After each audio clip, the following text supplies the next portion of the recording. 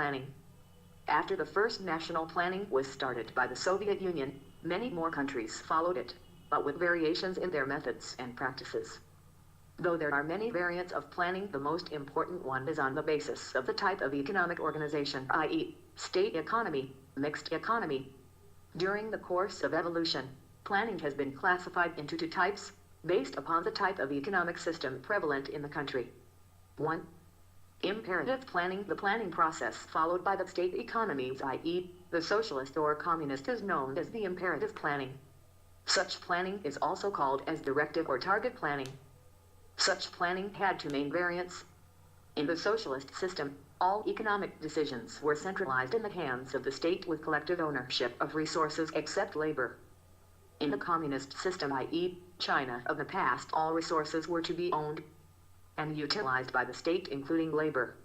Thus, communist China was the purest example of such planning.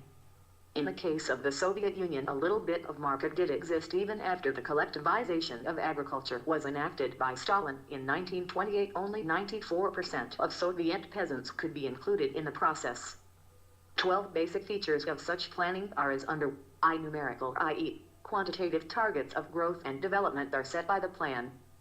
As for example, 5 lakh tons of steel, 2 lakh tons of cement, 10,000 km of national highways, 5,000 primary schools, etc., will be produced/built in the coming 5 or 6 years. As the state controls the ownership rights over the resources, it is very much possible to realize the above-cited planned targets. Almost no role for the market, no price mechanism, with all economic decisions to be taken in the centralized way by the state/government. No private participation in the economy, only the state plays the economic role.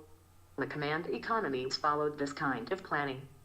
That is why such economies are also known as the centrally planned economies: the USSR, Poland, Hungary, Austria, Romania, etc., and finally China. Basically, it was a migration of some of the great economists from the Soviet bloc countries to Britain and the USA that a proper study and discussion started on the very nature and purpose of planning in the command economies. Many of these economists went back to their countries of origin after the Second World War to serve, and in some measure, suffered a revolution there. 13. It was their articulate and contemporary economic thinking which formed the basis for the idea of mixed economy in the post-war world. One among them was Oskar Lange, the famous Polish economist, who, after returning home to serve as the chairman of the Polish State Economic Council as India has the Planning Commission, suggested and coined the concept of market socialism in the 1950s. His ideas of market socialism were cancelled by not only Poland but also by other state economies of the time. 14. The peak of this type of planning was reached in China after the Cultural Revolution 1966-69, which led to an economic slowdown in the country, which had adopted the Soviet-style central planning system after 1949. Under Deng Xiaoping 1977-97, China decentralized a great deal of economic power with its announcement of the open door policy in 1985 to save the economy. The Chinese open door policy was an initiative in the direction of market socialism under the communist political design. The popular student demand for political reform in favor of democracy was ruthlessly repressed in Tiananmen Square in 1989. Similarly, the Soviet Union under the leadership of Mikhail Gorbachev began a process of political and economic reforms, called perestroika, i.e., restructuring, and glasnost, i.e., openness, in 1985 to save the failed economic experiments in the state economy. Other East European economies followed similar economic reforms from 1989 onwards. Thus, the whole world of the state economies had moved towards market economy by the late 1980s. Since then, none of the countries have followed imperative planning. 2. Indicative planning. In the following 2 decades after the Soviet planning commenced, the idea of planning got attention from the democratic world. The time came when some such economies started national planning. As they were neither state economies nor communist/socialist political systems, the nature of their planning was different from the command economies. Such planning has been termed as indicative planning by economists and experts. The identifying features of indicative planning may be summed up as under: every economy following the indicative planning were mixed economies. Unlike a centrally planned economy, countries following imperative planning, indicative planning works through the market price system rather than replaces it. 15. Side-by-side setting numerical/quantitative targets similar to the practice in the imperative planning. A set of economic policies of indicative nature is also announced by the economies to realize the planned targets. The indicative nature of economic policies, which are announced in such planning, basically encourage or discourage the private sector in its process of economic decision-making. After converting to a mixed economy by the mid-1940s, France commenced its first six-year plan in 1947, which got popularity as the Normative Plan. He was the first chairman of the General Planning Commission and the then cabinet minister for planning in France. 16 later, Normative Plan became synonymous with indicative planning. This plan is also sometimes described as the basic sector planning, as the government had selected 8 basic industries as the core of development in which the nature of planning was almost imperative, i.e., under state monopoly. These sectors were owned by the private sector till 1944, when France went for their nationalization. 17 other economic activities were open for private participation, for which indicative kind of policy planning was essential. France as well as Japan have followed indicative planning with great success. It was in 1965 that the UK commenced such a planning with a national plan and abandoned in 1966 after being overtaken by events, a balance of payment crisis resulting in a deflationary package of measures. Since then the UK never went for planning. 18. The first use of economic planning as an instrument of economic progress was done by the USA with the Tennessee Valley Authority in 1916 at the regional level. It never went for a formal national planning. In the 1940s, some economists had suggested in favor of the use of national planning. We may have a reflex of indicative planning in the USA if we look at the presidential reports which come after regular intervals. These reports are just benchmarks in the area of resource utilization and governmental announcements of its objectives, basically trying to motivate the private sector towards the area of public objectives. The indicative planning, as it is practiced by the mixed economy, any growth target could only be achieved once the public and the private enterprises worked in tandem. This is why, besides the planned targets, the governments need to announce some set of indicative policies to encourage and motivate the private sector to accelerate their economic activities in the direction of the planned targets. After the Second World War, almost all the newly independent countries adopted the route of planned development. Though they followed an overall model of the indicative planning, many of them had serious inclination towards imperative planning. As in the case of India, the heavy bias towards imperative planning could only be reformed once the process of economic reforms was started in 1991. Today, as there are mostly only mixed economies around the world, any country's development planning has to be only of the indicative type.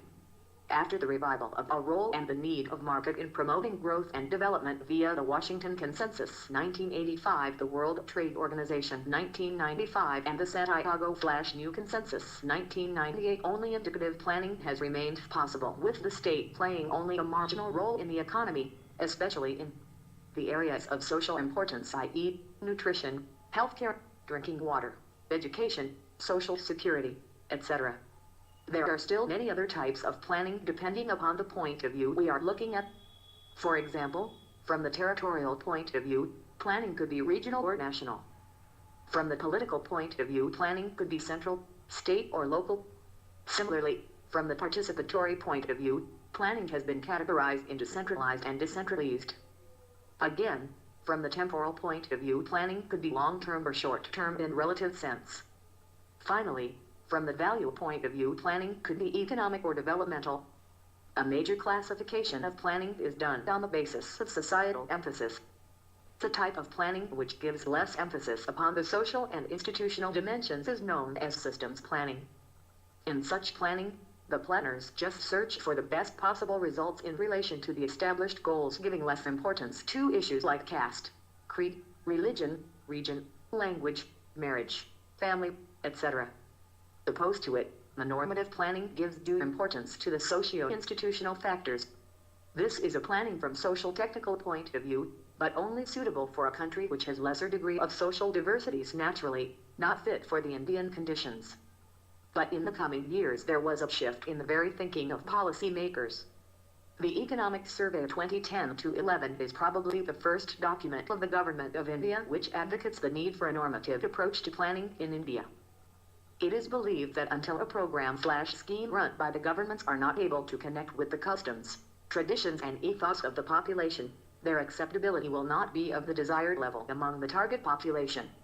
Establishing an empathic relationship between the programs/schemes and target population is now considered an important aspect of planning and policy making. Such a change in the thinking is based on the experiences of India and other countries of the world. In January 2015, the Government of India replaced the erstwhile body, Planning Commission, by the NEPA policy think tank. If we look into the functions and guiding principles of the new body, we come to know that India has officially moved towards normative planning. The new body has to follow the development model which is all-round, all-pervasive, all-inclusive and holistic. In this process, the NIDIA has been further asked to enable the country to draw on the vitality and energy of the bedrock of our ethos, culture and sustenance.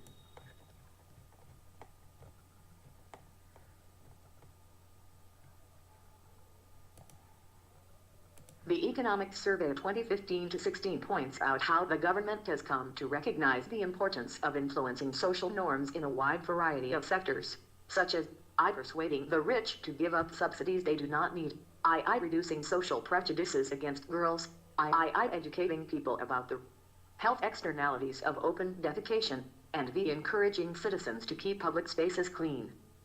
Today, governments all over the world have embarked on systematic ways of studying how to promote behavioral change. The importance and need of behavioral change were highlighted by the World Development Report 2015 World Bank 2. All such policy interventions are examples of normative policy making. Economic planning is classified into more types: sectoral and spatial.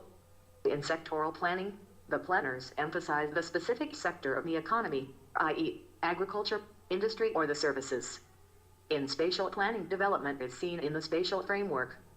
The spatial dimensions of development might be defined by the pressure and requirements of national economic development. Indian planning has been essentially SINGLE-level economic planning with a greater reliance on the sectoral approach, though the multi-level regional and normative dimensions are being increasingly emphasized since the early 1990s.